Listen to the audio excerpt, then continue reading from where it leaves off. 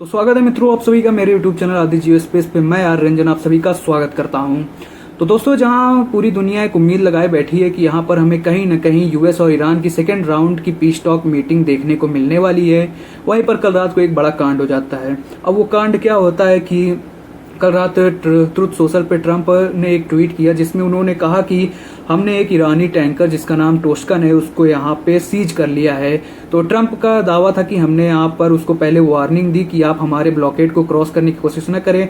फिर जब ईरान ने अपने कदम पीछे नहीं किए और आगे बढ़ता रहा तो उसके बाद जो वहाँ पर डिस्ट्रॉयर्स तैनात थे उन्होंने उसके इंजन रूम में फायर किया और उसके बाद मरीन्स के द्वारा उस शिप पर कैप्चर कर लिया गया।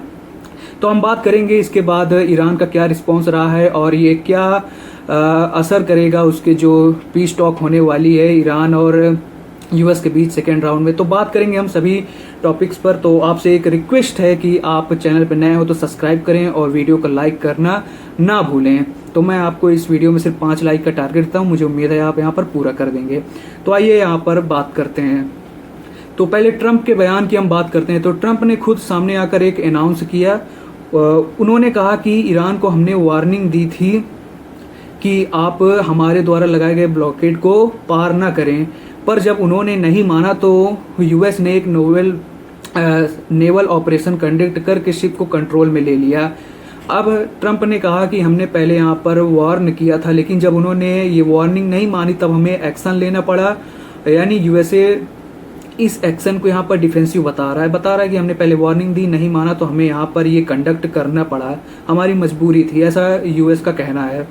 फिर उसके बाद ईरान ने इस बात को कंफर्म किया कि हाँ हमारा जो शिप है टोस्कन वो यूएस ने सीज कर लिया। फिर उसके बाद ईरान ने क्या कहा उसको आगे देखते हैं।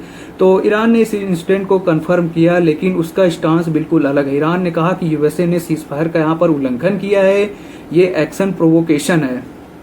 और सबसे बड़ा स्टेटमेंट ईरान ने जारी करते हुए कहा कि अगर हमारा शिप रिलीज नहीं किया गया तो हम यहाँ पर रिटेलिएशन कर सकते हैं, मिलिट्री एक्शन ले सकते हैं। इसका मतलब ईरान यहाँ पर मिलिट्री एक्शन लेने की बात कर रहा है। हॉर्मुज रीजन में टेंशन फिर से यहाँ पर बढ़ चुकी है। ईरान ने इसे सिर्फ इकोनॉमिक नहीं बल्कि स्ट्रेटेजिक एग्रेशन भी माना है। अब हम यहाँ पर बात करते हैं कि पीस टॉक पर इस पर क्या झटका पड़ेगा। तो इससे पहले हम पीस टॉक की बात करें तो आपको मैं वो वीडियो देखना चाहता हूँ जो यूएस सेंटकॉम ने रिलीज किया है। तो आप देखिए पहले ये video. Motor vessel Tosca, vacate your engine room.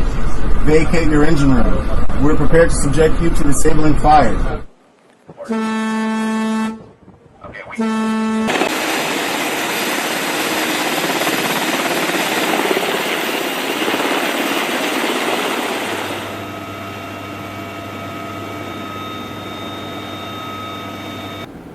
तो अब अगर बात करें पीस टॉक वाला तो इसके बाद ईरान ने एक बड़ा बयान दिया जो आज कुछ ही देरों पहले आया था। तो ईरान ने कहा जब तक हमारा सीज्ड शिप रिलीज नहीं किया जाएगा तब तक हमारा कोई इरादा नहीं है सेकेंड राउंड की पीस टॉक के लिए भाग लेना। तो यहाँ पर ये कुछ वैसा ही लग रहा था जैसे जब फर्स्ट राउंड की मीटिंग के पहले यहाँ पर ईरान ने कहा था कि अगर इजराइल लेबनान पे अटैक्स नहीं रोकेगा तो हम पीस टॉक के लिए राजी नहीं होंगे। उसके बाद भी मैंने भी वीडियो बनाया कि यहाँ पर मुश्किल है कि ईरान वहाँ पर जाए सेकेंड राउंड के पीस टॉक के लिए, पर ईरान चला गया, फिर वहाँ पर उसने बात की। तो यहाँ पर फिर वैसा ही कुछ बयान देखने को मिल रहा है जहाँ पर ईरान कह रहा है कि हमारा पहले शिप छोड़ो, नहीं तो हम सेकेंड राउंड की मीटिंग के लिए नहीं आएंगे बल्कि हम कोई मिलिट्री एक्शन लेंगे। तो इसका सीधा असर अब डिप्लोमेसी ऑलमोस्ट फ्रीज हो गई है ऐसा दिख रहा है। जो टॉक्स होने वाली थी वो अब अनसर्टेन हो गई है, यानी एक शिप सीजर ने पूरी जो यहाँ पर पीस प्रोसेस था उसको रोक दिया है। तो यूएसए इसे सिक्योरिटी इन्फोर्समेंट, अगर हम इसको यहाँ पर फाइनलाइज करें तो यूएसए इसे सिक्योरिटी इन्फोर्समेंट बता रहा है, ईरान इसे सीजफायर वायलेशन और एग्रेशन मान रहा है। रिजल्ट में हॉर्मुज में फिर से यहाँ पर टेंशन हमें बढ़ने को देखने को मिल रही है। अब यहाँ पर ईरान यहाँ पर रिटेलिएशन करने को थ्रेट कर रहा है कि हम यहाँ पर रिटेलिएशन करेंगे अगर हमारे शिप्स को नहीं छोड़ा गया। उसके बाद अब यहाँ पर हमें पीस टॉक यहाँ पर ऑलमोस्ट फिर से कोलैप्स होते हुए दिखाई दे रही है। और यहाँ पर वो जो पुरानी 2 हफ्ते वाली सीज फायर की जो अनाउंसमेंट थी वो भी कहीं यहाँ पर ख़त्म होने वाली है या कहीं अभी कोलैप्स हो सकती है। तो अब हम यहाँ पर देख रहे हैं कि एक टैंकर का सीजर और पूरी डिप्लोमेसी खतरे में दिखाई दे रही है एक टैंक को सीज करने की वजह से। तो यहाँ पर अगर मैं अब इसको समरी में करूँ तो यूएसए ने यहाँ पर एक शिप को सीज किया, जिसके बाद ईरान ने उसको कंफर्म करते हुए उसको क्या कहते हैं सीज फायर तोड़ने का उन पे आरोप लगाया और कहा कि हम इस पे कोई मिलिट्री एक्शन ले सकते हैं अगर यूएसए ने हमारे शिप को छोड़ा नहीं। फिर उसके बाद अब ईरान कह रहा है कि हम यहाँ पर दूसरे राउंड के पीस टॉक की मीटिंग के लिए हमारा कोई यहाँ पर इरादा नहीं बन रहा है। ट्रंप ने यहाँ पर सीज फायर वायलेट किया है और हम इसका क्या कहते हैं रिटेलिएशन भी कर सकते हैं।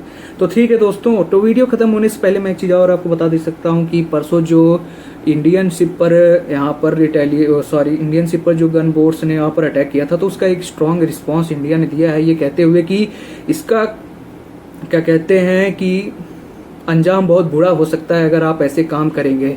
तो इसको बहुत टफ लाइन में है। तो इसका मतलब ये हुआ कि इंडिया कुछ एक्सट्रीम एक्शन की बात कर रहा है। ऐसा नहीं है कि हम यहाँ पे डायलॉग बाजी करेंगे कि आपको ऐसा नहीं करना चाहिए, हम ऐसा करेंगे वैसा करेंगे, यहाँ पर बल्कि कुछ एक्शन लेने की बात हो रही है। तो ठीक है दोस्तों, मैं आपको यहाँ पर ऐसे ही अपडेट करता रहूँगा। तो अभी तक अगर आपने वीडियो को लाइक नहीं किया तो आप प्लीज़ लाइक करें और चैनल को सब्सक्राइब करना ना भूलें। तो मिलते हैं किसी नेक्स्ट वीडियो में, तब तक के लिए थैंक्स।